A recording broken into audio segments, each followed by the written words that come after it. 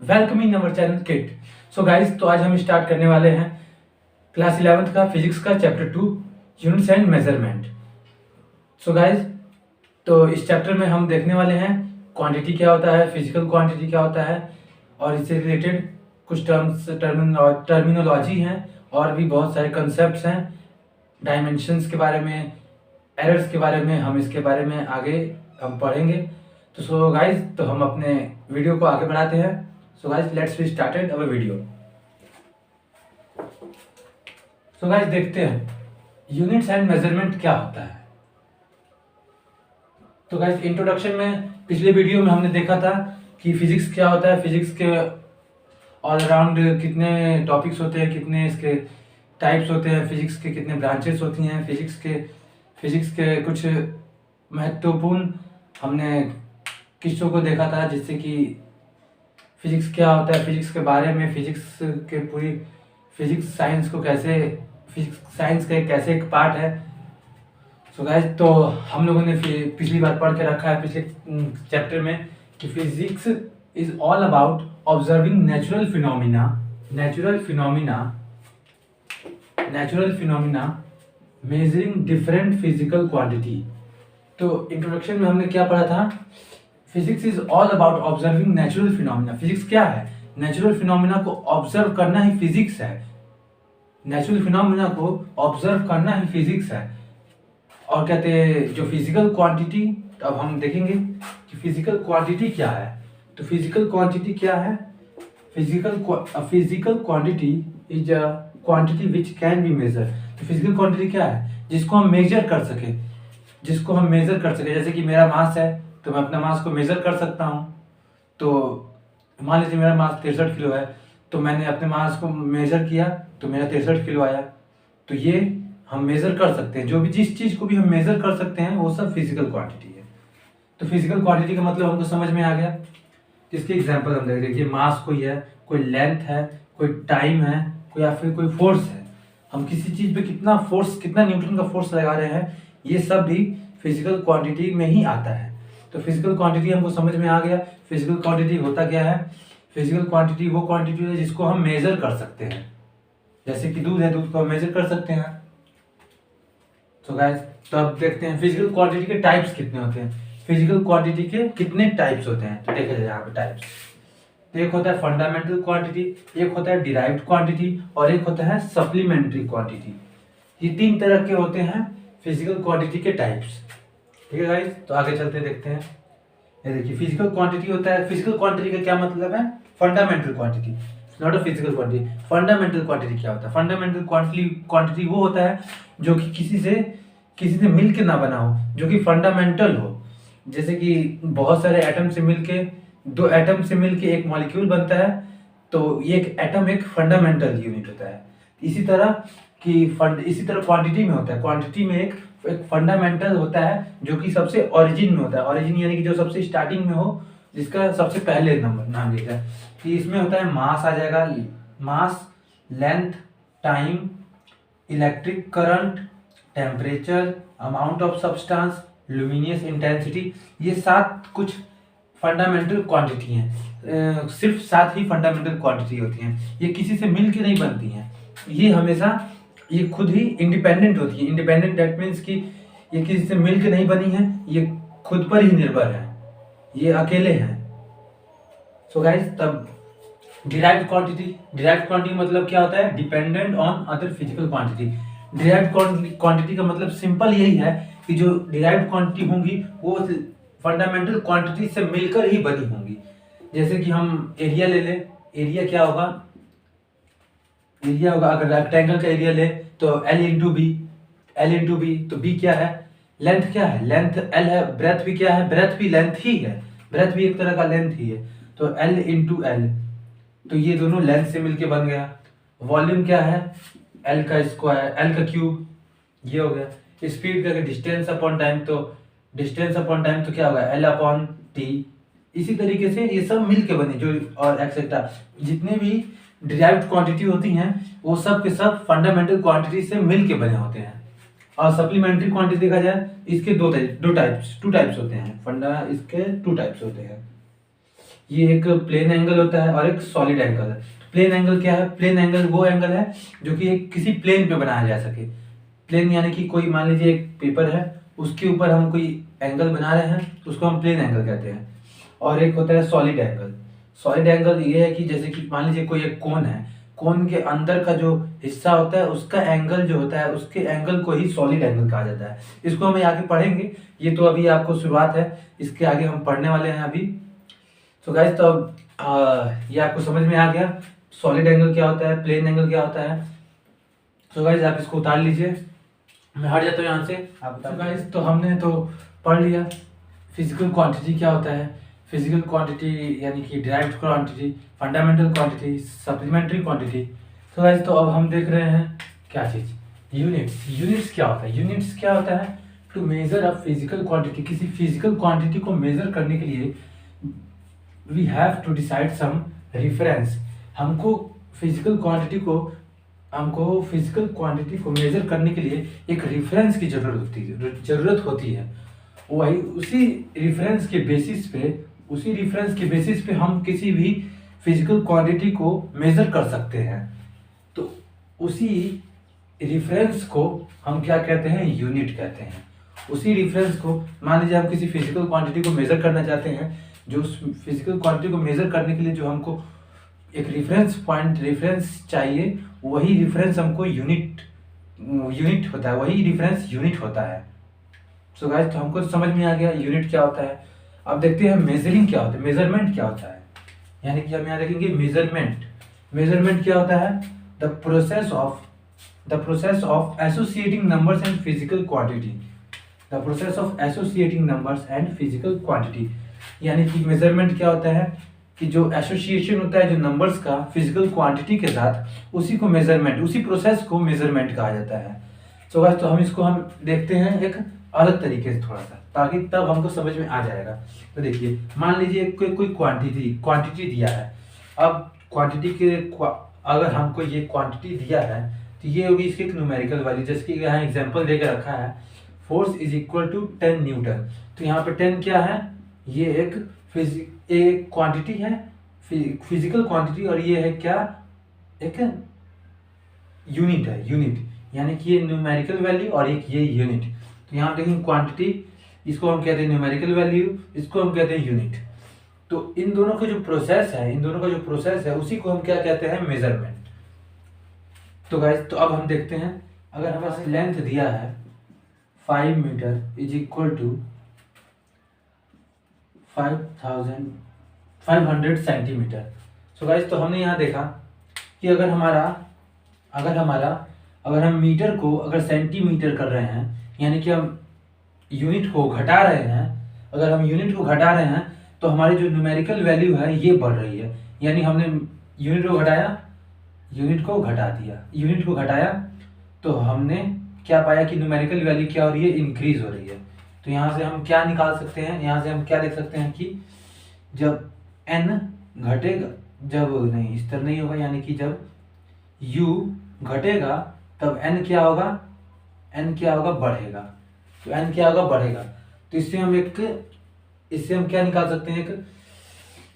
एक लॉजिक निकाल सकते हैं कि जो n है is directly proportional to 1/u के। तो गाइस, तो आपको तो ये समझ में आ ही रहा होगा कि जब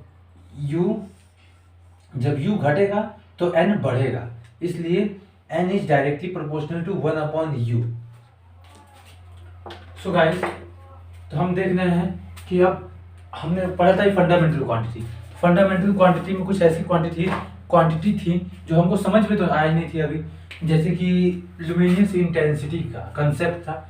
लुमिनियस इंटेंसिटी का मतलब क्या होता है कि जो energy falling upon area into time, यानी किसी चीज पे अगर मान लीजिए ये एक रफ दिया है, कोई चीज रफ कोई एक प्लेन है, ठीक है, अगर इसके ऊपर कोई एनर्जी गिर रहा है तो वहाँ का एरिया कितना है और कितने टाइम में गिर रहा है, कितना टाइम लग रहा है उसको, यानी टाइम कितना लग रहा है और इसका एरिया कितना है। अगर मान लीजिए बहुत सारी एनर्जी अगर इस पे गिर रही है,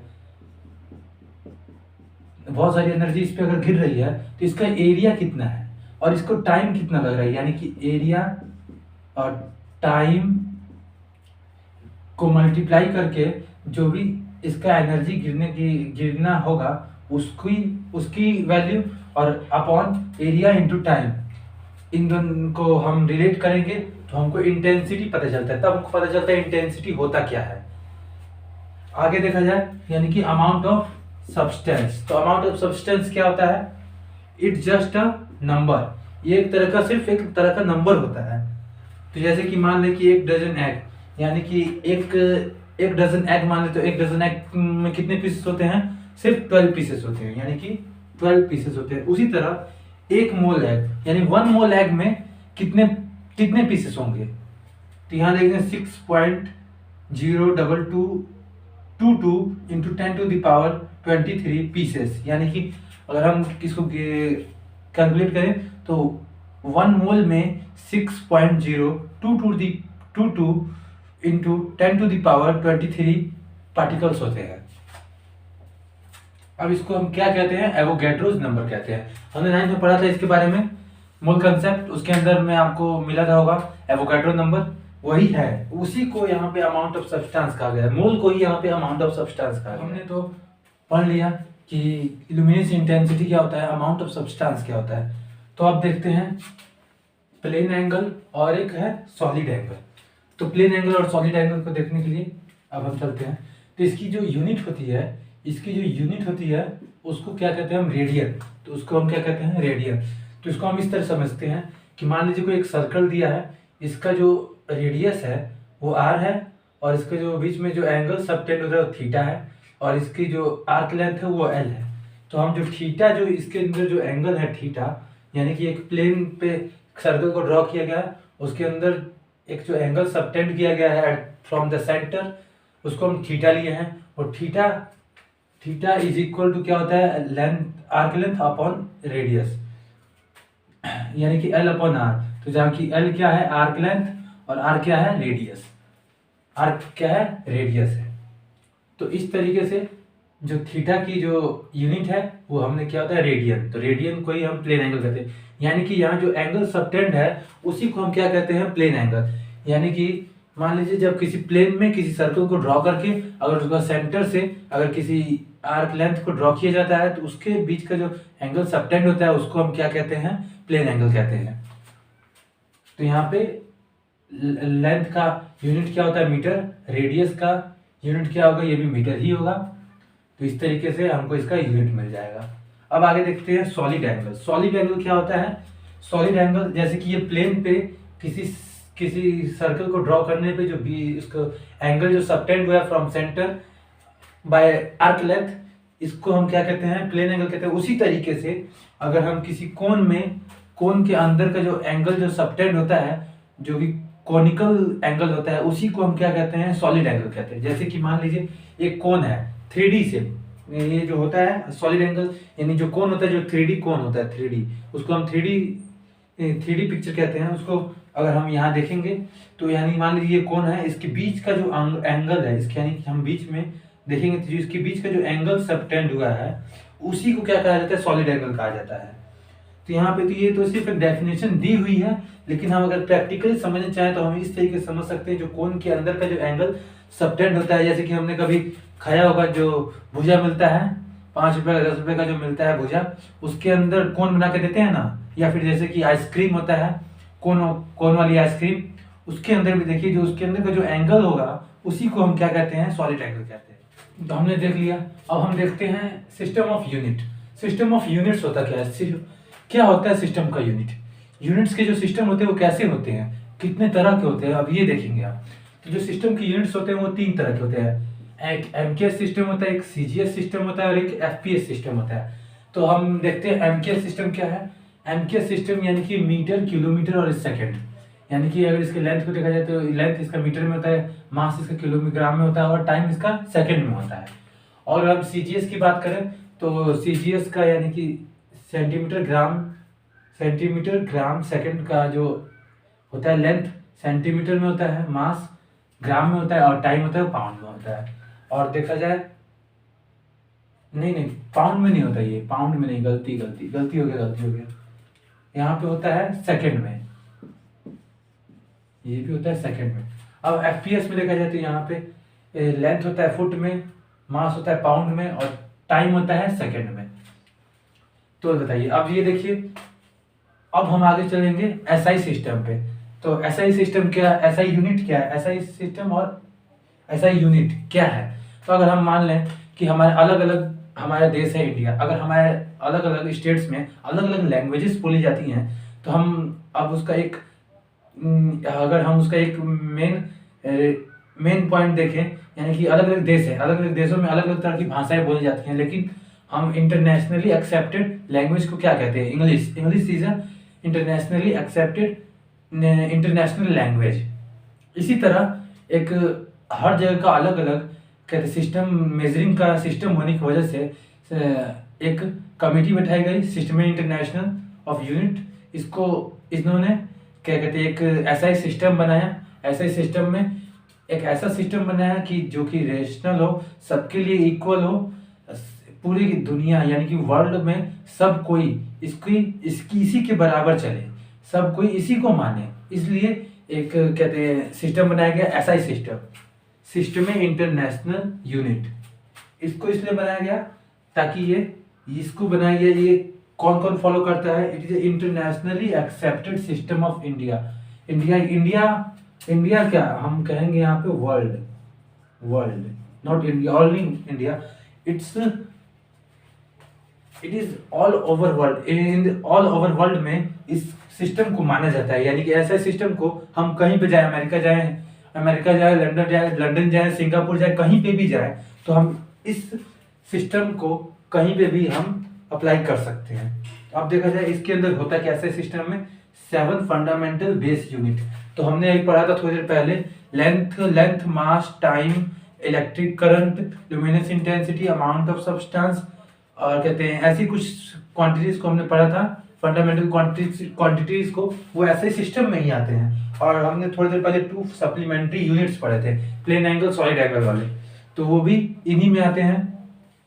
ये क्या होता है, it is a rational of unit, यानी कि ये सभी के लिए बराबर होता है, सभी देश हो, सभी स्टेट हो, सभी तरह की जगह हो, कहीं पे भी हो, लेकिन ये हर जगह रेशनल यानी सबके लिए बराबर होता है। It is a matric system of unit. तो ये एक मैट्रिक सिस्टम है, यानी कि हम देखें फिजिक्स में कि जो वैल्यूज होती हैं किसी भी पॉइंट में, तो वो बहुत बड़ी होती है, तो उनको हम मैट्रिक सिस्टम में अप्लाई कर सकते हैं। जैसे कि 10⁻3, 6 × 10⁻10, तो इसको हम इन द पावर ऑफ 10 की वैल्यू में हम लिख सकते हैं। इसी को कहा जाता है मैट्रिक सिस्टम ऑफ यूनिट। इसी को क्या कहता है, matric system of unit. It is absolute system of unit. ये एब्सोल्यूट सिस्टम ऑफ यूनिट का मतलब क्या होता है, इसके ऊपर ग्रेविटेशन का कोई असर नहीं होता है। ये होता है इसका मतलब कि एब्सोल्यूट यूनिट और एब्सोल्यूट सिस्टम ऑफ यूनिट। अब देखते हैं क्या है इसमें, it's a coherent system of unit. Coherent system of unit का क्या मतलब होता है, ये जितनी भी डिराइव्ड क्वांटिटीज होती हैं, एरिया हो गया, फोर्स हो गया, वर्क हो गया, वेलोसिटी हो गया, एक्सेलरेशन हो गया, ये जितने भी डिराइव्ड क्वांटिटीज हैं, इन सब को हम इस सिस्टम में हम निकाल सकते हैं, इसी सिस्टम में हम सिर्फ निकाल सकते हैं, इसलिए ये एक कोहेरेंट सिस्टम ऑफ यूनिट्स हो गया। सो गाइस, तो आपको तो ये समझ में आई कि ऐसा यूनिट क्या होता है, सिस्टम ऑफ यूनिट्स, कि हम किसी छोटे चीज को मेजर करने के लिए किस तरह की यूनिट्स को यूज करेंगे, और किसी बड़ी चीज को मेजर करने के लिए हम किस तरह की यूनिट्स को यूज करेंगे। सो गाइस, तो इसमें देखते हैं हम, ये है स्मॉलर लेंथ के लिए, ये लार्जर लेंथ के लिए है, अब यहाँ देखिए 1 attometre is equal to 10⁻−18 metre, यानी कि -18 मीटर। अब देखिए 1 femtometre is equal to -10⁻−15 metre, 1 picometre is equal to 10⁻−12 metre, 1 angstrom is equal to 10⁻10 metre, 1 nanometre is equal to 10⁻9 metre, 1 micrometre is equal to 10⁻6 metre, 1 millimetre is equal to 10⁻3 metre, 1 centimetre is equal to 10⁻2 metre, 1 decimetre is equal to 10⁻1 metre, 1 metre is equal to 1 metre. और यहाँ पे हम देखें larger units के लिए, तो larger units के लिए भी इसी तरह है, 1 metre is equal to 1 metre होगा। 1 decametre is equal to 10 to the power 2 metre. 1 kilometre is equal to 10 to the power 3 metre. 1 megametre is equal to 10 to the power 6 metre. 1 gigametre is equal to 10 to the power 9 metre. 1 terametre is equal to 10 to the power 12 metre. 1 petametre is equal to 10 to the power 15 metre. 1 hexametre is equal to 10 to the power 18 metre. तो ये हमने समझ लिया। अब हम समझेंगे कि किसी भी चीज को हम कैसे मेजर करने के लिए, कोई चीज दूर है, कोई चीज पास है, इन सब को मेजर करने के लिए किस तरह के मेथड्स को यूज किया जाता है। लेंथ को मेजर करने के लिए कुछ स्मॉलर यूनिट्स थे, कुछ लॉन्गर यूनिट्स थे। इस तरह से हमने ये सीखा कि बड़े यूनिट हो तो उनको कैसे मेजर किया जाएगा, कुछ स्मॉलर यूनिट्स हो तो उनको कैसे मेजर किया जाएगा। अब हम देखेंगे जो मेजर करने के जो तरीके होते हैं उनको देखेंगे। जो कुछ होते हैं डायरेक्ट मेथड, कुछ होते हैं इनडायरेक्ट मेथड, कुछ होते हैं जिसको हम एसेसिबल कर सकते हैं, कुछ होते हैं जो इनएसेसिबल होते हैं, कुछ ऐसे होते हैं जिनको हम देख नहीं सकते, जिसपे रिफ्रैक्शन के थ्रू हम उसको देखते हैं, इसलिए उनको कैसे नापा जाता है ये सब हम अब देखते हैं। तो गाइस तो देखते हैं, देखिए measurement of length bye direct method, यानी कि लेंथ को मेजर किया जाए कैसे, डायरेक्ट मेथड से कैसे मेजर किया जाता है, बाय मीटर स्केल। यानी कि जो मीटर स्केल जो हम लोग के पास स्केल होता है ना 15 सेंटीमीटर का, वो उस ऐसे स्केल या फिर 30 सेंटीमीटर का स्केल होता है, इन सब स्केल को कहा जाता है मीटर स्केल। ये होता है वर्नियर स्केल। वर्नियर स्केल होता है जो कि हमको स्कूल में प्रैक्टिकल्स में फिजिक्स लैब में हमको देखने को मिलता है। वर्नियर स्केल इस तरह का कुछ होता है, इस तरह का रहता है और इस तरह का इसमें ऐसे लगा रहता है। वो उससे हम किसी भी चाहे छोटे से छोटी चीज को हम मेजर कर सकते हैं। और ये होता है स्क्रू गॉज। स्क्रू गॉज होता है कुछ स्क्रू टाइप का होता है, उसके अंदर हम किसी चीज का रेडियस हम उसका पता कर सकते हैं, किसी भी चीज का रेडियस हम इस स्क्रू गॉज से, ये एक तरह का इंस्ट्रूमेंट होता है, इससे हम पता कर सकते हैं। सो गाइस तो अब हम देखते हैं measurement of length bye indirect method. Indirect method से हम कैसे लेंथ को मेजर कर सकते हैं ये हम अब देखते हैं। देखिए triangulation method for accessible object. जो ट्रायंगुलेशन मेथड होता है एसेसिबल ऑब्जेक्ट के लिए, जो कि हमारे पास है, एसेसिबल एसेस कर सकते हैं हम, जैसे कि ट्री हो गया, टावर हो गया, एक्सेट्रा। इन सब को हम देख सकते हैं, इन सब को हम देख सकते हैं कि इनकी जो ये जो ट्री है, टावर है, इनको मेजर कैसे किया जाता है, इसको अब देखते हैं। तो मान लीजिए एक ट्रायंगल हम बनाते हैं, एक ट्रायंगल है, ठीक है, ये नहीं दिया है, मान लीजिए ये नहीं दिया अभी। देखिए हमको मान लेते हैं OB x है, हमको निकालना है क्या, h निकालना है। तो देखा जाए तो हमको निकालना है h यानी परपेंडिकुलर अपॉन बेस। तो हमने पढ़ रखा है पिछले क्लास में ट्रिग्नोमेट्री में, परपेंडिकुलर बेस अपॉन क्या होता है, tan थीटा। तो क्या होता है, tan theta is equal to perpendicular upon base. तो ये कितना होगा, h अपॉन x, ठीक है। तो हम h को इक्वल करेंगे तो क्या होगा, x इंटू tan थीटा। तो इसकी आ जाएगा x tan थीटा, ये हो गया। h नहीं, यहाँ से हमको h मिल गया। तो अब देखिए tan theta is equal to AB upon OB, यानी कि tan theta is equal to AB upon OB हो गया। फिर tan theta is equal to h upon x, यानी h is equal to x tan theta, जो कि हमने यहाँ निकाला है वही है। यहाँ हमको हाइट निकालने के लिए हमको इसका मेजरमेंट करने के लिए ये जो ट्रायंगुलेशन मेथड होता है इसको कैसे यूज किया जाता है ये हमने देखा।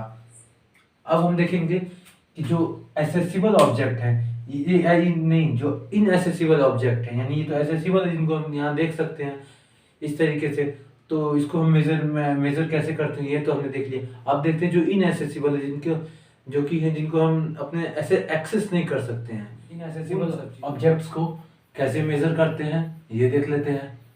तो मान लीजिए इनएक्सेसिबल ऑब्जेक्ट्स जैसे कि माउंटेन, तो माउंटेन हम लोग को इनएक्सेसिबल ऑब्जेक्ट है, इसको हम एक्सेस नहीं कर सकते हैं, इसलिए इनएक्सेसिबल ऑब्जेक्ट है। तो देखिए जैसे कि मान लीजिए एक माउंटेन का पीक है, एक माउंटेन का पीक है, का ये माउंटेन है, इसका जो हमको निकालना क्या है h, यानी कि इसका हाइट निकालना है। हमने मान लिया कि यहाँ पे ये θ1 है और ये हमारा θ2 है। हमने इन दोनों के बीच का मान लिया डिस्टेंस x है और यहाँ से यहाँ तक का डिस्टेंस मान लिया d है। ठीक है गाइस, उसके बाद से अब देखिए हमको हाइट निकालना है। तो इन ट्रायंगल ABC, यानी कि triangle ABC, in triangle ABC, पहले हम देखेंगे इन ट्रायंगल ABC,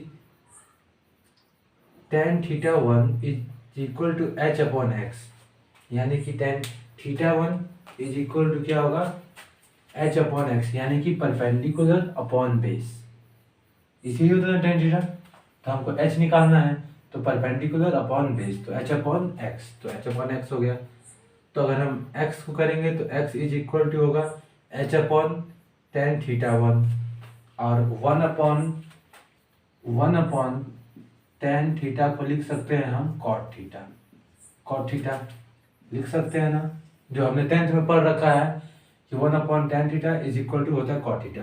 तो यहाँ पे दिया है h अपॉन tan थीटा, तो यहाँ हो जाएगा h cot थीटा, ये हमारी बन जाएगी इक्वेशन 1। ठीक है, अब देखते हैं इन ट्रायंगल ABE, यानी कि ABE, तो यहाँ पे हम इसको भी नहीं लेंगे, ABC और ABE, यानी ट्रायंगल ABE में क्या होगा, देखिए tan θ2, यानी कि अगर मान जाए थीटा ये है तो क्या होगा अगर निकालना हो हमको h, तो परपेंडिकुलर अपॉन बेस, तो यहाँ पे बेस में क्या है d है और x है, इन दोनों को मिला देंगे तो क्या हो जाएगा d plus x is equal to यहाँ से लेके पूरा यहाँ तक का डिस्टेंस। तो हमको निकालना है यहाँ से यहाँ तक का डिस्टेंस लेंगे और यहाँ परपेंडिकुलर अपॉन बेस, यानी कि h upon D plus x, यानी कि h upon D plus x लेंगे तो हमारा आएगा ये, यानी कि जब इसको d प्लस एक्स को हम इस साइड लेके जाएंगे तो आ जाएगा h upon tan θ2, h upon tan θ2 आ गया। अब इसी को 1 अपॉन tan थीटा को हम क्या लिख सकते हैं cot थीटा, तो यहाँ पे हम लिख देंगे इसको h cot θ2, ये तो हो गया गाइस। अब देखिए इसको हम मान देंगे इक्वेशन नंबर 2। ठीक है, यहाँ तक हो गया। अब देखिए d प्लस एक्स, यानी यहाँ दिया है d प्लस एक्स। अब देखिए यहाँ d प्लस एक्स दिया है, तो d प्लस एक्स के जगह पे x की जगह पे हम क्या लिख सकते हैं h cot θ1 लिख सकते हैं ना। तो x की जगह पे हमने लिख दिया h cot θ1 और यहाँ इक्वल टू में हमने डाल दिया h cot θ2। तब देखिए यहाँ से हम ले लेंगे, यहाँ से हम h की तरफ प्लस है तो इसको हम उठा के इधर कर देंगे माइनस में, यहाँ माइनस में कर दिया हमने। और इसके आगे हम लिख सकते हैं d is equal to h। देखते हैं यहाँ से हम इसको लेके गए, यहाँ से प्लस से तो इधर आके माइनस हो गया। अब यहाँ से देखेंगे तो यहाँ h कॉमन लेके cot θ2 माइनस cot θ1 हो गया।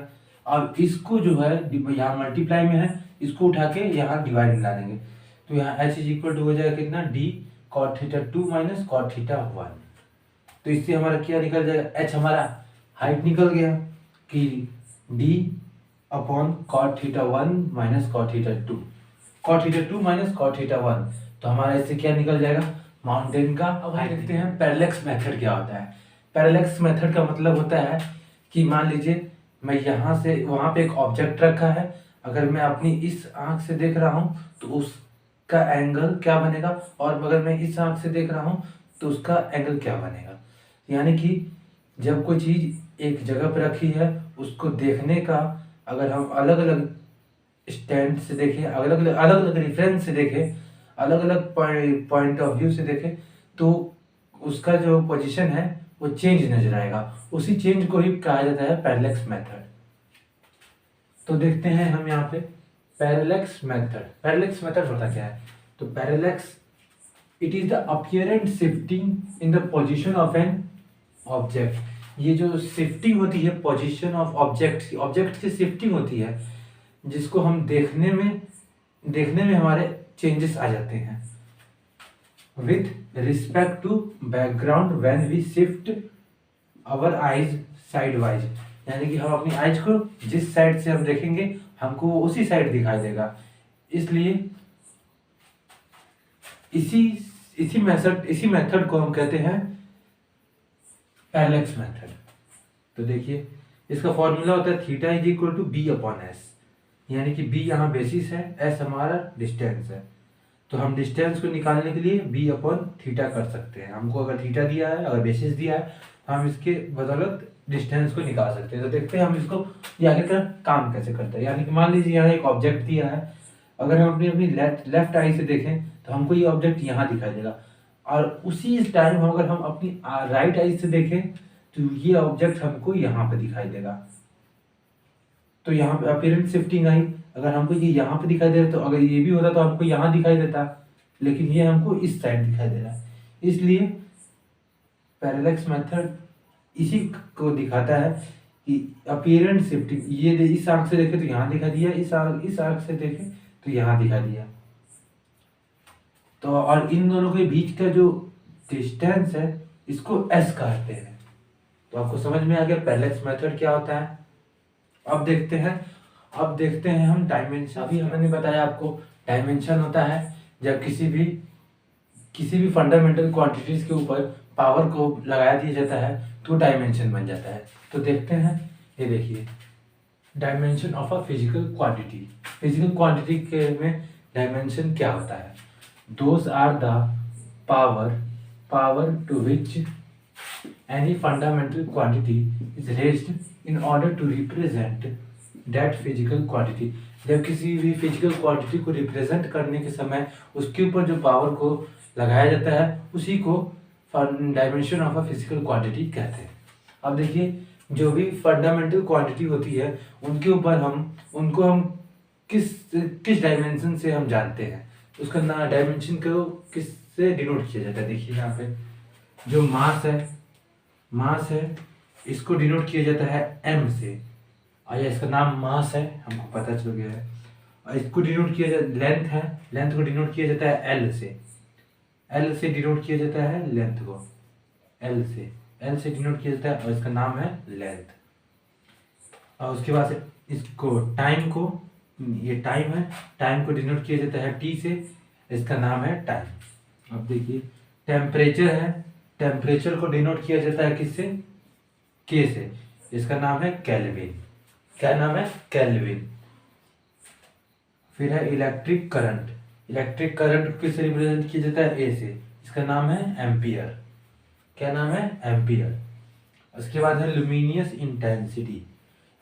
इंटेंसिटी को किससे डिनोट किया जाता है? CD से, इसका क्या नाम है? कैंडेला। अब देखिए अमाउंट ऑफ सब्सटेंस, इसको किससे डिनोट किया जाता है? मोल से, MOL, नॉट MOLE। और इसका क्या नाम है? MOLE, मोल नाम है इसका, मोल। अब इसका एक एग्जांपल लेके देखते हैं। जैसे कि हमने एरिया निकाला, इसका जो होता है फॉर्मूला L/B। अगर रेक्टेंगल का एरिया निकाले, अगर हम तो निकाले हैं रेक्टेंगल का एरिया, तो होता है L/B यानी कि लेंथ, ब्रेथ भी क्या होता है? ये भी लेंथ होता है, तो ये भी लेंथ, तो L/L, तो L की पावर 2, यानी कि इन दोनों को जब हम जोड़े तो क्या होगा? L1 + 1, तो क्या होगा? L की पावर 2। तो इसकी जो पावर जब भी लगाएंगे ना, तो वो फिजिकल क्वांटिटी को रिप्रेजेंट करेगा कि उसकी जो डायमेंशन है वो कैसी है। यानी कि यहाँ L की डायमेंशन हो गई 2। तो इसी तरीके से अब हम आगे देखते हैं कुछ एग्जाम्पल जो कि डायमेंशंस के ऊपर दिए। हम डायमेंशन के फॉर्मूलाज के बारे में पढ़ने वाले थे, लेकिन डायमेंशन के फॉर्मूला से पढ़ने से पहले हमको एक चीज़ जानना और ज़रूरी है कि डायमेंशन डायमेंशनल फार्मूला होता क्या है आखिरकार, डायमेंशनल फार्मूला होता क्या है। अभी तक हम फंडामेंटल ऑफ फिजिकल क्वांटिटी पढ़ रहे थे, जिसके कि क्या क्या होते हैं डायमेंशंस। अब देखेंगे हम डायमेंशनल फार्मूला होता क्या है। It is an expression which represents how and which of the fundamental quantities is used to represent that physical quantity. Fundamental formula वो होता है जब कोई एक्सप्रेशन को रिप्रेजेंट करे, यानी किसी भी तरह के फॉर्मूला को रिप्रेजेंट करे, किसी भी तरह के फंडामेंटल क्वांटिटी को रिप्रेजेंट करे, किसी भी तरह की फंडामेंटल क्वांटिटी को यूज करके कोई भी जब फॉर्मूला बनता है, उसी की डायमेंशंस को हम जब पावर्स डाल के जब हम लिखते हैं, उसी को हम कहते हैं डायमेंशनल फार्मूला। अब होता है all dimensional formula is written in square bracket. इसका हम एक एग्जांपल लेते हैं, जो भी सभी डायमेंशनल फार्मूला होते हैं इसको हम लिखते हैं स्क्वायर ब्रैकेट के अंदर। स्क्वायर ब्रैकेट कैसा होता है, ऐसा और ऐसा। अब देखते हैं हम इधर स्पीड, एक एग्जांपल लेते हैं, speed is equal to distance upon time. तो डिस्टेंस क्या है, एक तरह का लेंथ है, और टाइम तो टी है ही, तो यानी कि एल टी है, तो टी ऊपर जाएगा तो माइनस हो जाएगा, तो एल टी माइनस वन, ये हो गया हमारा क्लोज स्क्वायर ब्रैकेट के अंदर। अब देखते हैं हम डायमेंशनल फार्मूला, कुछ डायमेंशनल फार्मूला जो है, यानी कि ये जो है एरिया का डायमेंशनल फार्मूला, यानी लेंथ इंटू ब्रेथ, इसका डायमेंशनल फार्मूला का एल इंटू एल। तो यहाँ एल की पावर हो गई हमारी 2, ये हो गया। अब है वॉल्यूम, तो वॉल्यूम में L into B into H, इसका हो गया, ये भी एल है, ये भी एल है, ये भी एल है। अब इसका हो गया एल की पावर 3। अब मान लीजिए डेंसिटी होता है मास अपन वॉल्यूम, तो मास का हो गया एम, वॉल्यूम का हो गया एल का क्यूब, यहाँ से हम ले लेंगे वॉल्यूम का एल का क्यूब, यहाँ से हो गया हमारा एम एल, एल ऊपर गया तो एल की -3। तो यहाँ हम क्या देख रहे हैं कि जो भी फंडामेंटल क्वांटिटीज है, उन्हीं का यूज करके हम जो भी डिराइव्ड क्वांटिटी निकाल रहे हैं, उसके ऊपर हम पावर लगा दे रहे हैं, और वही पावर जाके डायमेंशनल फार्मूला बन जा रहा है। तो अब हम देखते हैं कुछ और डायमेंशनल फार्मूलाज को, इसको हम इरेज करने के लिए इरेज करते हैं। आप उतार लीजिए इसको। ये कुछ इंपॉर्टेंट फार्मूलाज हैं, अभी तक हमने 3 फार्मूलाज पढ़े हैं, अब ये चौथा नंबर, यानी चौथा नंबर पे स्पेसिफिक ग्रेविटी का फार्मूला है। इसको कहा जाता है रिलेटिव डेंसिटी भी कहा जाता है। तो इसका फार्मूला होता है density of substance upon density of water. तो अगर हम डेंसिटी को डेंसिटी से देखेंगे, तो इसका डायमेंशन अपने में ही कैंसिल आउट हो जाता है, तो इसका डायमेंशन आ जाएगा m0 l0 t0। तो इसको हम क्या कहेंगे, डायमेंशन लेस क्वांटिटी। ये एक तरह की डायमेंशन लेस क्वांटिटी होती है। अब देखते हैं स्पीड, तो स्पीड क्या होता है, डिस्टेंस अपॉन टाइम, तो एल टी माइनस वन, इस तरीके से। फिर होता है velocity, distance upon time, displacement upon time, इसका भी डिस्प्लेसमेंट का भी एल, टी का टी, और एल टी माइनस वन, दोनों का सेम होता है। फिर यहाँ देख लें हम एसेलरेशन होता है change in velocity upon time, तो वेलोसिटी का एल टी माइनस वन और टाइम का टी, तो एल टी माइनस वन और टी माइनस वन, तो हो गया एल टी माइनस टू। ये अगला देखा जाए फोर्स, तो फोर्स क्या होता है, मास इनटू एसेलरेशन। तो मास का एम, एसेलरेशन का T, L T minus two, तो क्या हो गया M L T minus two. अब अगर देखिए वर्क डन क्या होता है, फोर्स इनटू डिस्प्लेसमेंट। तो फोर्स क्या है, M L T minus two, और डिस्प्लेसमेंट क्या है, एल, तो क्या होगा एम एल टू और टी माइनस टू। आगे आ गया पावर क्या होता है, work done upon time, that means कि M L two T minus two upon time, तो क्या हो गया M L two T minus three, ये हो गया। अब आगे देखा जाए प्रेशर क्या होता है, थ्रस्ट अपॉन एरिया। अब कई लोगों को नहीं पता होगा थ्रस्ट क्या होता है, कोई एक परपेंडिकुलर फोर्स, यानी कि कोई चीज है, इसके ऊपर कोई परपेंडिकुलर फोर्स को अगर हम अप्लाई करेंगे, उसको हम थ्रस्ट कहते हैं। जैसे कि मान लीजिए ये एक कॉपी है, अगर ये कॉपी है, इसके ऊपर कोई एक फोर्स अप्लाई की जाए, इसके ऊपर एक फोर्स अप्लाई की जाए, तो परपेंडिकुलर फोर्स होगी, इसी को हम कहेंगे थ्रस्ट। और अपॉन एरिया का स्क्वायर, थ्रस्ट अपॉन एरिया का स्क्वायर, तो इसका परपेंडिकुलर फोर्स कहते हैं एरिया। तो फोर्स का क्या फॉर्मूला होता है, यहाँ पे हमने लिख के रखा है, फोर्स का फॉर्मूला ये रहा, M L T minus two या और एरिया होता है L का, L2। तो यहाँ पे हमारा क्या हो गया, ML2 ML minus two T minus two. तो ये हमारा हो गया डायमेंशंस के कुछ इंपॉर्टेंट टर्मिनोलॉजी थी, डायमेंशनल फार्मूलाज थे। इसको आपको जरूर याद करना चाहिए, इसको आपको एकदम रट लेना है, क्योंकि इससे क्वेश्चंस हमेशा हमारे जो हाफ ईयरली एग्जाम्स होते हैं इसमें आ जाते हैं, और इस तरह के क्वेश्चंस जनरली IIT में भी आ सकते हैं। Concept of gradient, concept of gradient क्या होता है तो देखते हैं। देखिए कंसेप्ट ऑफ ग्रेडियंट, ग्रेडियंट का मतलब क्या होता है, विथ रिस्पेक्ट टू डिस्टेंस, यानी कि डिस्टेंस के रिस्पेक्ट में, यानी कि अगर कहीं भी हमको दिया हो विथ रिस्पेक्ट टू ग्रेडियंट, तो यानी इसका मतलब क्या होता है, डिस्टेंस। तो यहाँ दिया टेम्परेचर ग्रेडियंट, तो इसका मतलब क्या होगा, temperature upon distance, temperature upon distance. तो टेम्परेचर को हम क्या कहते हैं, इसका डायमेंशन क्या होता है K, और डिस्टेंस का होता है डायमेंशन L। तो हो गया KL -1। अब हो गया प्रेशर ग्रेडियंट, तो इसी तरह प्रेशर अपॉन डिस्टेंस, तो प्रेशर यानी कि force, perpendicular force upon area के स्क्वायर इंटू L, तो फोर्स का डायमेंशन और एरिया के स्क्वायर और L, तो आ गया ML -2 T -2। अब हो गया वेलोसिटी का ग्रेडियंट, वेलोसिटी ग्रेडियंट मतलब कि velocity upon distance, velocity upon distance हो गया अपना, वेलोसिटी होता है L T -1 और डिस्टेंस होता है L, तो हो गया इसका T -1। अब होगा potential gradient, potential gradient that means कि किस पे कितना पोटेंशियल, पोटेंशियल यानी कि वर्क, पोटेंशियल होता है क्या चीज, work upon distance, work upon charge, work upon charge होता है, वर्क अपॉन चार्ज। तो वर्क का क्या होता है ML2 T -2, चार्ज होता है AT और डिस्टेंस होता है L। इसका डायमेंशन हो गया, इसका डायमेंशन निकले क्या, ML T -3 और A -1। अब देखिए कुछ इंपॉर्टेंट पॉइंट, ये बहुत ही इंपॉर्टेंट पॉइंट है, ये हमको पूरे के पूरे साल काम आएगा, पूरे के पूरे 11th में काम आएगा। तो देखिए दो कांस्टेंट होते हैं, एक होता है ग्रेविटेशनल कांस्टेंट, एक होता है प्लैंक कांस्टेंट, जो कि केमिस्ट्री के अभी हमको तीसरे की चौथे चैप्टर में मिलेगा। तो देखा जाए ग्रेविटेशनल कांस्टेंट को पढ़ा जाए, देख लीजिए यहाँ दिए M1 या M2, यानी कि यहाँ M1 है एक M2 है, बीच का जो डिस्टेंस है उसको हम R कहेंगे, बीच के डिस्टेंस को हम R कहेंगे। तो फोर्स इज इक्वल टू क्या होता है, Gm1 M2 अपॉन R का स्क्वायर। अगर हम वहीं पे G को देखें, ग्रेविटेशन को देखें, ग्रेविटेशन की इक्वल क्या होगा, FR square upon M1 M2। इसका हम डायमेंशन निकालेंगे, तो फोर्स का डायमेंशन होता है MLT -2, R का स्क्वायर होता है L का 2, L की पावर 2, और अपॉन में होगा M1 M2, M1 का होगा M, M2 का होगा M। तो यहाँ पे हम डायमेंशन निकाल लिए, तो M -1 L3 और T हो गया -2।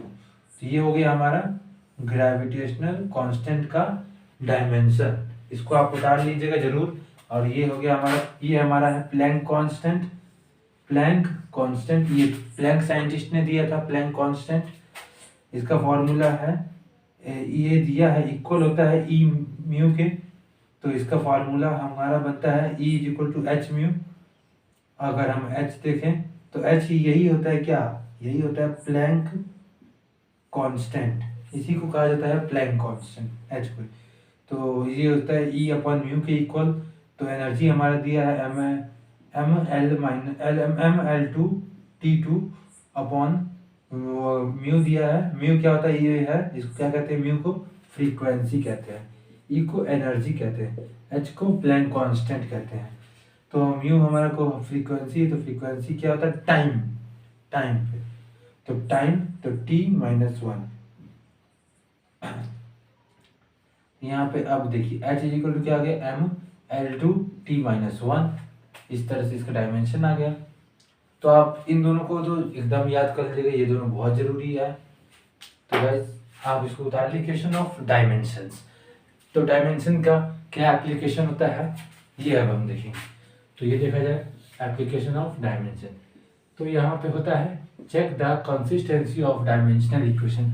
जब भी हम डायमेंशनल इक्वेशन की कंसिस्टेंसी को चेक करते हैं तो उसको क्या कहा जाता है, देखिए इस मेथड को क्या कहा जाता है, it is based on the principle of homogeneity. इसको मार्क किया जाए, इसको मार्क किया जाए प्रिंसिपल ऑफ होमोजेनिटी।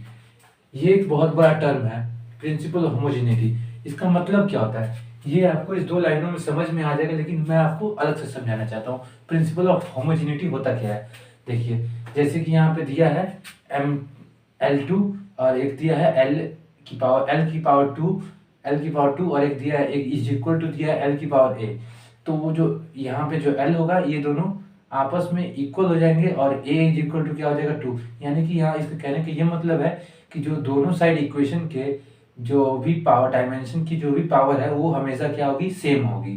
तो जैसे कि यहाँ पे हम दिया है M⁴ है और इज इक्वल टू M⁴A है। यहाँ हमको A की पावर पता नहीं है, A की पावर हमको नहीं पता है, तो यहाँ पे हम M से M कर दिए। एक्सपोनेंशियल पावर हमने पढ़ा होगा मैथ्स में, क्लास 6, 7, 8, 9, 10 में यही हम पढ़ते हैं एक्सपोनेंशियल पावर। तो वहाँ से हमको ये समझ में आ सकता है कि M ये हो तो ये दोनों को हम इक्वल कर सकते हैं। तो यहाँ पे A इज इक्वल टू 2 हो जाएगा। इससे हमको डायमेंशन की करेक्टनेस के बारे में पता चल जाता है। इससे हमको ये पता चल जाता है जो डायमेंशन है ये दोनों को दोनों साइड इक्वल है। तो आपको समझ में आ गया होगा। अब देखिए हमारे पास एक क्वेश्चन है, force is equal to M1। तो देखिए LHS लिया जाए तो होता है फोर्स का क्या फॉर्मूला होता है, M1 L1 T-2, ये फोर्स का होता है फॉर्मूला। अब हम RHS लेके चलते हैं, RHS। तो RHS यानी कि मास क्या होता है, मास का होता है M और एक्सेलरेशन का क्या होता है L1 T-2। देखिए अब इन दोनों को करेंगे तो क्या आएगा, M1 L1 फिर क्या होगा T-2। ये हमारा हो गया, ये देखिए ये हमारा आ गया, ये इसकी इक्वल आ गया। तो यहाँ पे क्या लिख देंगे, hence it is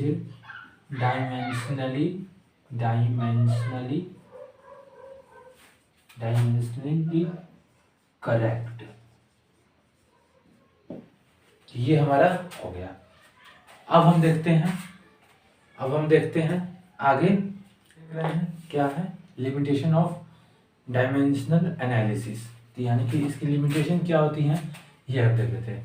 it fails to derive the relationship between physical quantities which consist of trigonometry, exponential, logarithmic functions। जो डायमेंशनल है, जो कि लिमिटेशन है, यानी कि जो कमियां हैं डायमेंशनल एनालिसिस की, ये पहली कमी है कि इसमें ट्रिग्नोमेट्री, एक्सपोनेंशियल फंक्शन और लोगैरिथमिक फंक्शन के लिए इन सब का रिलेशन इसमें नहीं बन पाता है डायमेंशनल एनालिसिस में। और it fails when the physical quantity consist of more than 3 factors. इसमें सिर्फ 3 ही फैक्टर्स आ सकते हैं, इससे ज़्यादा नहीं आ सकते हैं। ये भी इसकी एक लिमिटेशन, 3 से ज़्यादा फैक्टर्स इसमें नहीं आ सकते। MLT इसमें सिर्फ 3 ही फैक्टर्स आ सकते हैं, इससे ज़्यादा इसमें नहीं आ सकते हैं। इसकी एक ये लिमिटेशन है। और थर्ड पॉइंट देखें, it fails any physical quantity consist of sum और डिफरेंस ऑफ फिजिकल क्वांटिटी। और ये भी एक लिमिटेशन है कि ये किसी भी फिजिकल क्वांटिटी का सम नहीं कर सकता, ना ही डिफरेंस कर सकता है। ये भी एक तरह की इसकी लिमिटेशन है। अगला देखा जाए तो क्या है, sometimes it is not able to identify the factors on which physical quantity depends. कई बार ऐसा होता है कि it is not able to identify the factors on which physical quantity depends. कई बार ऐसा होता है कि फिजिकल क्वांटिटी ये पहचान ही नहीं पाता कि ये किसके ऊपर डिपेंड कर रहा है। इसमें नहीं पता चल पाता है कि ये किसके ऊपर डिपेंड कर रहा है। तो ये इसका एक लिमिटेशन है। और अगला देखा जाए, it doesn't give any information about dimensionless constant. और ये कोई इंफॉर्मेशन नहीं देता है किसी डायमेंशनलेस कांस्टेंट के बारे में। तो हमको इसके 5, 1, 2, 3, 4, 5 इसकी लिमिटेशन के बारे में पता चल गया। इस तरह के क्वेश्चंस हमारे बोर्ड एग्जाम्स में आ जाते हैं, जो कि 5 नंबर के होते हैं। बोर्ड एग्जाम में नहीं, स्कूल के एग्जाम्स में 5 नंबर के क्वेश्चंस आ जाते हैं। सिग्निफिकेंट फिगर, तो सिग्निफिकेंट फिगर क्या होता है ये देखते हैं हम। दीज आर, हमारा दूसरा मार्कर कहाँ है, हमारा दूसरा मार्कर ये रहा। यार हमारा दूसरा मार्कर मिल गया। These are the normally those digits in a measured quantity which are known, reliable, or about which we have confidence plus one additional digit which is uncertain। इसका मतलब ये है कि सिग्निफिकेंट वो डिजिट होते हैं जो कि क्वांटिटी में मेज़र करने पे हमको पता है कि रिलायबल है, यानी कि हमको कॉन्फिडेंस रहता है कि वो ज़्यादा हैं, एक वो ज़्यादा है। यानी कि मान लीजिए कोई के दिया है मेजरमेंट, मान लीजिए कि दिया है 182.5 सेंटीमीटर, तो हमको पता है कि इसमें 5 एक अनसर्टेन डिजिट है, यानी 5 एक ज़्यादा यूनिट है। इसको हम लिखें या ना लिखें तभी भी बराबर लिखें या ना लिखें, लेकिन ये बराबर हो सकता है, इसलिए हम इसको क्या कहते हैं, अनसर्टेन डिजिट कहते हैं। तो इसी को हम कहेंगे सिग्निफिकेंट फिगर, कि इसके अंदर हमको पता हो कि ये कौन सी यूनिट इसमें रिलायबल है, कौन सी यूनिट इसमें अनसर्टेन है। बस इतना पता रहेगा तो हमको पता चल जाएगा इसमें सिग्निफिकेंट कितने हैं, सिग्निफिकेंट फिगर्स कितने हैं। इसके कुछ रूल्स होते हैं, तो उस रूल्स को हम वन बाय वन अब पढ़ते हैं। तो आप इसको उतार लीजिए। देखते हैं रूल्स क्या होते हैं सिग्निफिकेंट फिगर्स के। देखिए सबसे पहला रूल क्या कहता है, सबसे पहला रूल कहता है कि देख लीजिए 123 दिया है, एग्जाम्पल है, तो इसके कितने फिगर्स होंगे, 3 सिग्निफिकेंट फिगर। यानी कि अगर जो भी नॉन जीरो डिजिट हैं, अगर वो सिंपल दिया है तो वो कितने होंगे, पूरे पूरे सिग्निफिकेंट फिगर्स होंगे। और अगर मान लीजिए किसी नॉन जीरो डिजिट के साथ अगर जीरो लगा दिया गया, तभी भी वो क्या होंगे, सिग्निफिकेंट फिगर में काउंट होंगे। तो यहाँ पे 1 2 3 दिया है, इसके आगे 2 जीरो लगा दिए गए, फिर भी सिग्निफिकेंट फिगर्स में काउंट हुआ है। अब आगे देखिए, किसी नॉन जीरो डिजिट के अंदर बीच में अगर जीरो डिजिट लगा दिया जाता है, क्या तो वो काउंट होंगे, तो हाँ, किसी नॉन जीरो डिजिट के बीच में भी अगर हम जीरो लगा दें तो वो भी काउंट होंगे। तो उसको हम कहेंगे, उसको भी जोड़ा जाता है, तब जाके यहाँ पे देखिए, यहाँ जोड़ने पे आएगा 5 सिग्निफिकेंट फिगर्स। अगर मान लीजिए यहाँ पे ये देखिए, किसी नॉन जीरो डिजिट के बाद से अगर कोई भी डिजिट आ रहा है, कोई भी जीरो डिजिट अगर आ रहा है, तो उसको सिग्निफिकेंट फिगर्स में काउंट किया जाएगा। इस तरह से 6 सिग्निफिकेंट फिगर्स हो गए। अगर देख लीजिए, किसी अगर पॉइंट के बाद, किसी अगर नॉन जीरो डिजिट के पॉइंट के बाद अगर जीरो लिख रहे हैं, तो सिग्निफिकेंट फिगर्स में काउंट होगा। अगर किसी जीरो डिजिट है लिखा है, यानी 1 2 3 जीरो पॉइंट, यानी जीरो के बाद अगर पॉइंट आएगा, तब वहां पे कहते हैं वो सिग्निफिकेंट काउंट नहीं होगा। लेकिन अगर जीरो के पहले ही आ गया है, नॉन जीरो डिजिट के बाद पॉइंट आया है, तो वो सिग्निफिकेंट फिगर काउंट होगा। यानी कि देखिए, पॉइंट के बाद तब जाके जीरो आया है, इससे पहले नॉन जीरो डिजिट है, इसलिए ये सिग्निफिकेंट फिगर काउंट हो गया है। अगला देखिए, रूल नंबर 6 हमको क्या कहता है। देखिए यहाँ पे कितने भी आगे जीरो है, लेकिन अगर पॉइंट से पहले अगर जीरो है, इसलिए पॉइंट से पहले जीरो है, इसलिए जीरो इसमें काउंट नहीं होगा। सिर्फ क्या काउंट होगा, जो कि नॉन जीरो डिजिट है, इसमें सिर्फ वही काउंट हो सकता है सिग्निफिकेंट फिगर में, इसलिए ये यहाँ पे 3 सिग्निफिकेंट फिगर ही सिर्फ होंगे। और आगे देखा जाए रूल नंबर 7, तो यहाँ पे देखिए 112.3 इंटू 10⁻³ सेंटीमीटर। तो यहाँ पे 10 की पावर कितनी भी बढ़ जाए, लेकिन जो है पॉइंट के बाद से अगर 10 की पावर कितनी भी बढ़ जाए, लेकिन यहाँ पे सिर्फ जो नॉन जीरो डिजिट है, इसी को सिर्फ हम सिग्निफिकेंट फिगर मानेंगे। तो यहाँ पे हम 3 सिग्निफिकेंट फिगर हो गया। इस तरीके से आप हमको हमारा सिग्निफिकेंट फिगर का सारे रूल को हमने समझ लिया। अब हम देखते हैं आगे राउंडिंग ऑफ। तो इसको आप उतार लीजिए, जिसमें कि हम राउंडिंग ऑफ में हम किसी भी बड़ी वैल्यू को छोटा करते हैं, यानी कि इसको जो रिलायबल वैल्यू होती है उसको हम छोड़ के जो अनसर्टेन वैल्यू होती है उसको हम धीरे धीरे कम करते हैं। तो यहाँ देखिए, अगर if removable digit is less than 5 then remove it. अगर कोई भी पॉइंट के बाद कोई भी डिजिट दिया है, अगर वो लेस देन 5 है, तो उसको हम रिमूव कर देते हैं। यानी देखिए, यहाँ दिया है लास्ट डिजिट है ये लेस देन 5 है, जिसको हम क्या करेंगे रिमूव कर देंगे, तो यानी कि 4.274, तो यहाँ से 2 गायब जाएगा, इसको हमने राउंड ऑफ कर दिया है। जैसे कि यहाँ दिया है ये भी लेस देन 5 है, तो इसको भी हम यहाँ से रिमूव कर देंगे, तो यहाँ पर 3.005 बस, और यहाँ पे है तो ये भी लेस देन 5 है, तो इसको भी रिमूव कर देंगे। और अगर मान लीजिए if removable digit is greater than 5, अगर कोई डिजिट ग्रेटर देन 5 है, then increase the last digit by 1, तो हम उसको लास्ट डिजिट को हम एक नंबर से इंक्रीज कर देंगे, यानी कि जैसे कि दिया है 6.467, तो ये डिजिट 5 से ज़्यादा है, तो इसको हम क्या करेंगे 6.47, तो यहाँ जो 6 है ये 7 में चेंज हो जाएगा।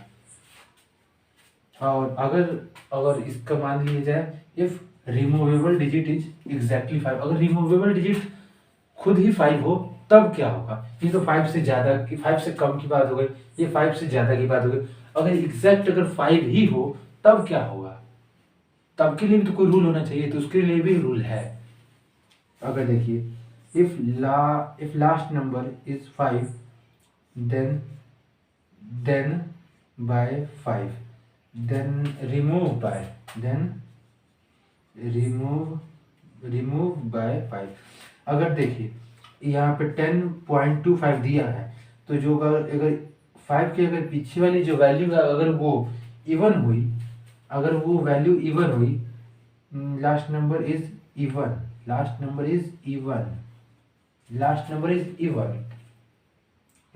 if the last number is even, then इसको हम क्या करेंगे रिमूव कर देंगे हम 5 को यहाँ से।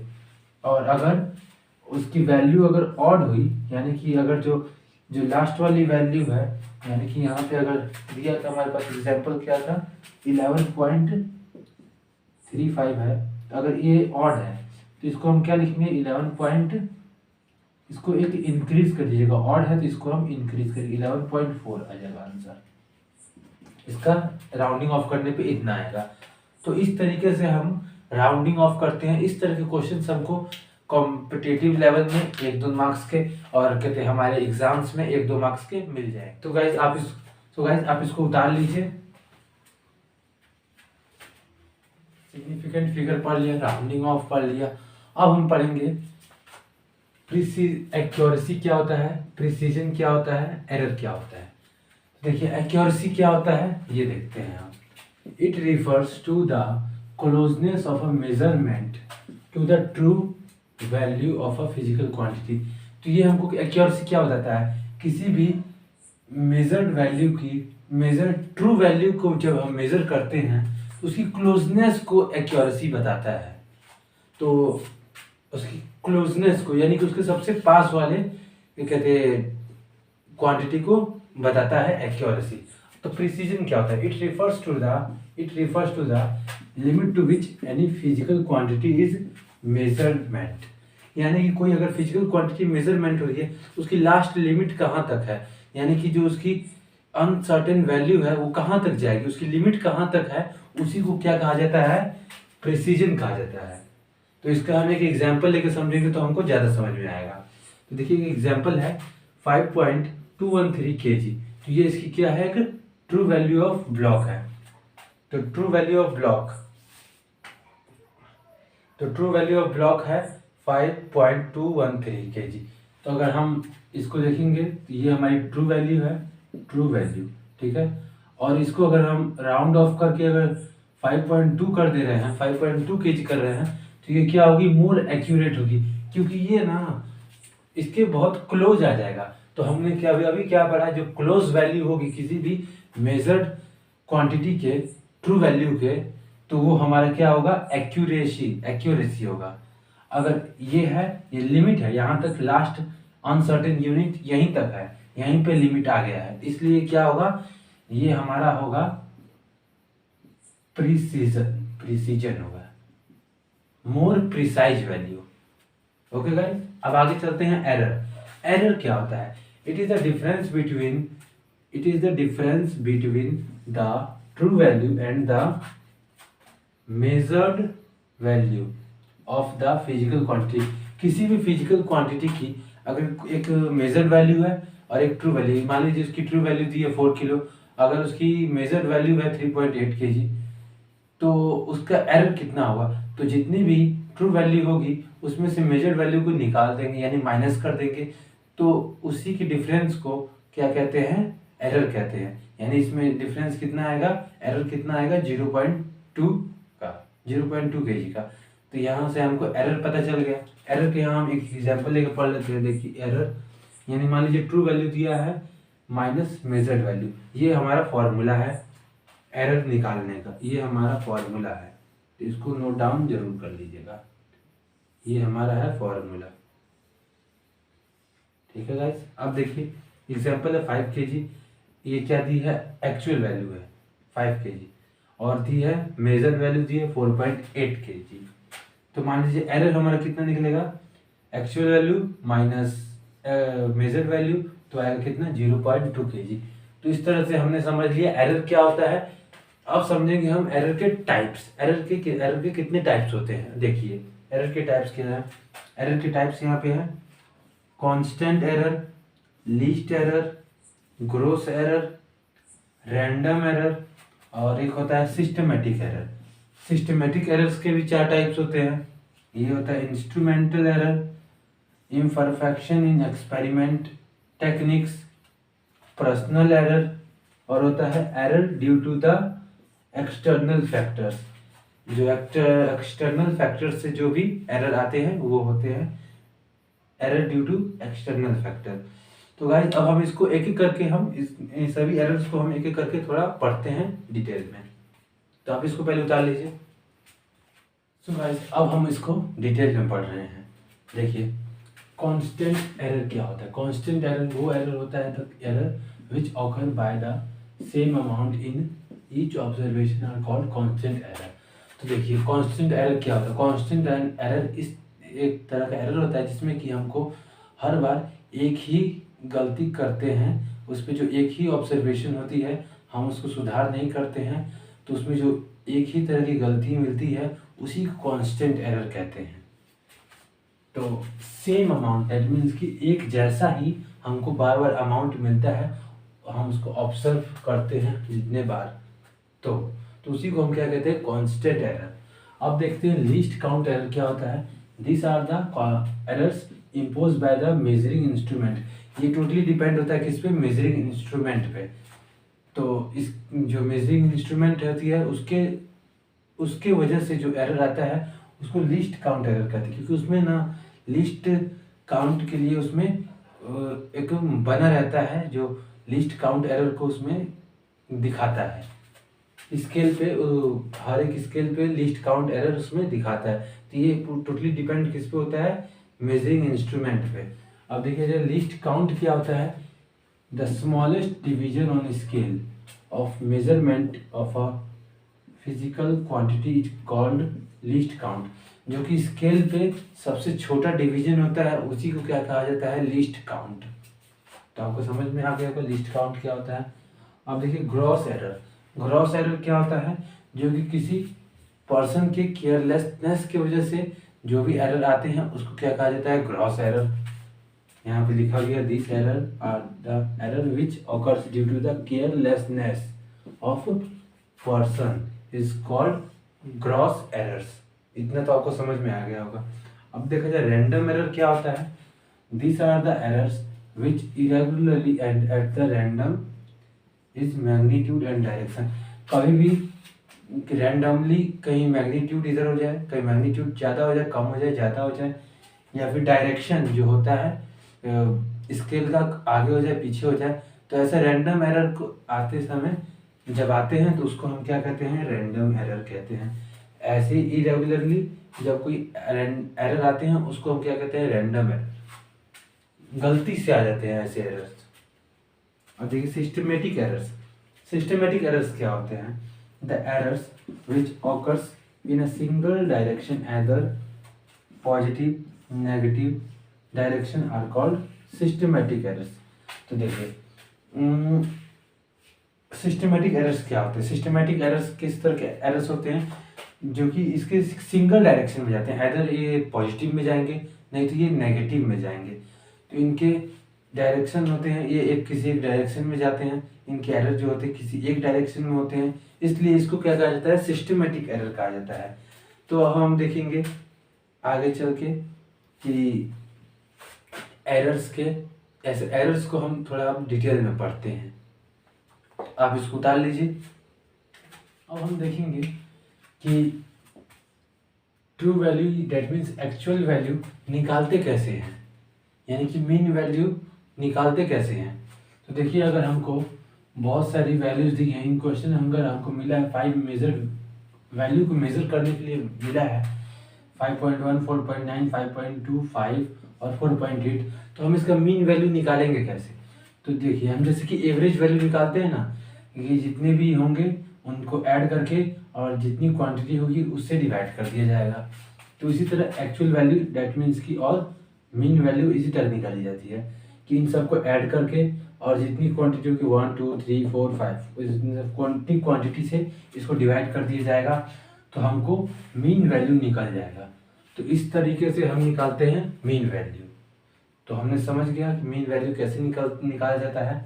अब देखिए एब्सोल्यूट एरर क्या होता है। एब्सोल्यूट एरर निकालने का तरीका सिंपल है कि डेल्टा A1 निकालने के लिए मीन वैल्यू माइनस A1, जो मीन वैल्यू होगी एक्चुअल वैल्यू होगी उसमें से हम माइनस कर देंगे गिवन वैल्यू को।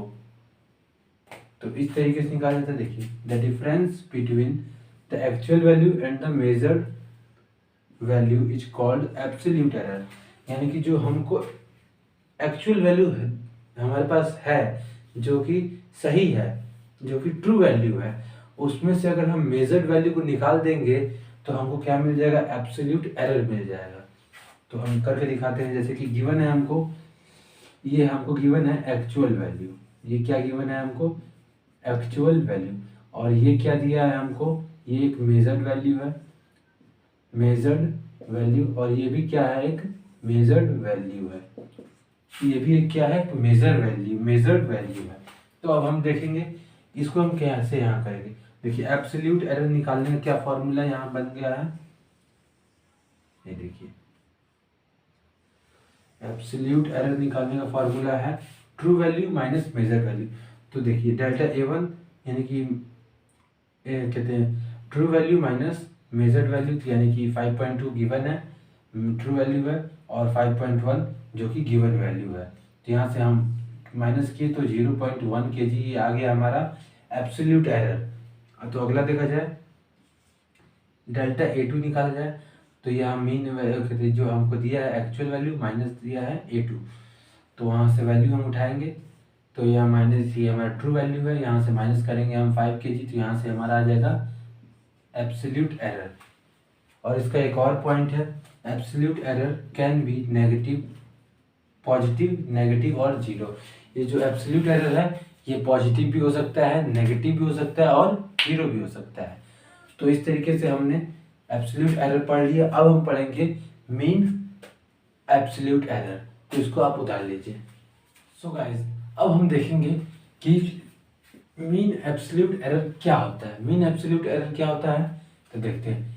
It is the arithmetic mean of the magnitude, यानी कि ये जो मीन एब्सोल्यूट एरर होता है ये क्या होता है, मीन वैल्यू करके, तो जो हमारे पास जो हम पिछले निकाले थे अभी, एब्सोल्यूट एरर का जो एवरेज वैल्यू होती है उसी को हम क्या कहते हैं, मीन एब्सोल्यूट एरर। तो देखिए यहाँ पे क्या दिया है, यहाँ सभी एब्सोल्यूट एरर को एक लिख के और उसका एवरेज निकाला गया है, तो उसको क्या कहा गया है यहाँ पे, मीन एब्सोल्यूट एरर। तो आप तो समझ गए होंगे ये मीन एब्सोल्यूट एरर क्या है, यानी कि ये एवरेज है सभी एब्सोल्यूट एरर का, तो उसको क्या कहा गया है, मीन एब्सोल्यूट एरर। अब देखिए रिलेटिव एरर क्या है, relative error it is the define as the ratio of the mean absolute error to the actual value. तो ये क्या है, ये किस तरह डिफाइन किया जाता है, जिसको ratio of mean absolute error, mean absolute error और अपॉन ट्रू वैल्यू को अगर हम उसका रेशियो बनाएंगे तो हमको क्या मिल जाएगा, रिलेटिव एरर मिल जाएगा।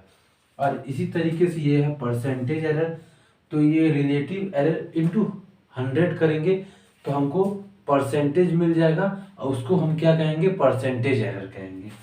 तो सिंपल में भाषा में यही लिखा हुआ है, when relative error is express in term of percentage error is called percentage. तो हमको ये समझ में आ गया। अब हम पढ़ेंगे कॉम्बिनेशन ऑफ एरर, तो आप इसको उतार लीजिए। अब हम देख रहे हैं कॉम्बिनेशन ऑफ एरर। तो देखिए कॉम्बिनेशन ऑफ एरर क्या होता है। यहाँ पे सबसे पहले हम देखेंगे एडिशन ऑफ टू एरर, यानी कि दो एरर का एडिशन। तो यहाँ पे plus minus delta x is equal to plus minus a plus minus delta b. यहाँ पे हम प्लस ले सकते हैं, किसी भी दो एरर को ऐड करने के लिए हम इस फॉर्मूले का यूज कर सकते हैं। इसी तरह से अगर किसी दो एरर को अगर हमको सब्ट्रैक्ट करना हो तो वो हम इस फॉर्मूले से कर सकते हैं, और अगर किसी दो एरर का मल्टीप्लाई करना हो तो वो हम इस एरर से कर सकते हैं। अगर उसी को हमको यूज करना हो डिवीजन में तो हम इस फॉर्मूला से कर सकते हैं। और errors in physical quantities involving powers, अगर किसी फिजिकल क्वांटिटी में पावर इन्वॉल्व हो रहे हैं तो उसका एरर निकालने के लिए हम इस फॉर्मूले का यूज कर सकते हैं। सो गाइस, तो आपको ये चैप्टर का मैंने पूरा पढ़ा दिया है, तो आप कमेंट सेक्शन में ज़रूर बताइएगा कि आपको ये चैप्टर कैसा लगा। आपको अगर कोई भी डाउट हो, किसी तरह की कोई दिक्कत हो तो कमेंट सेक्शन आपके लिए ही है। आप इसमें अपने डाउट्स को बताएं ताकि हम आपके डाउट्स को रिजॉल्व कर सकें। तो थैंक यू गाइस।